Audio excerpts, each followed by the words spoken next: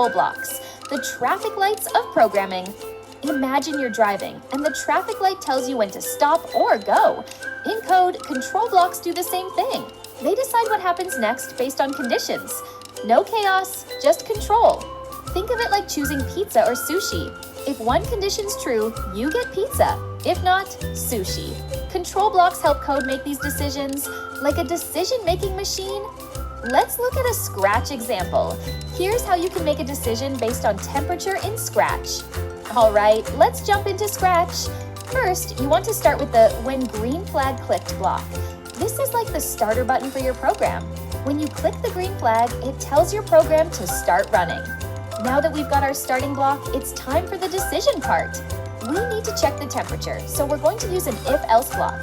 Let's grab that from the control category, drag it over here, and attach it below the green flag block now.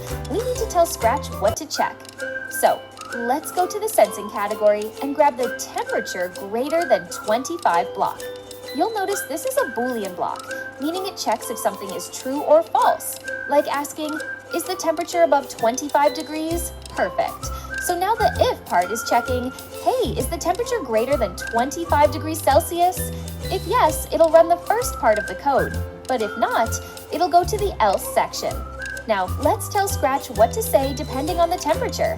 Grab the say for seconds block from the looks category. In the if section, let's say, it's hot, ice cream time, because we're pretending it's over 25 degrees Celsius. You can change the message to whatever you like. And in the else section, let's say, it's cool, go for a walk. That way, if the temperature's not over 25 degrees Celsius, your program tells you to go for a walk instead of eating ice cream. So if it's over 25 degrees Celsius, Scratch says ice cream time. If it's cooler, it says go for a walk. That's a control block in action. See how easy that was? Control blocks help your program make decisions. And we've just scratched the surface. Hit like, subscribe, and stay tuned for more fun with Super Coders.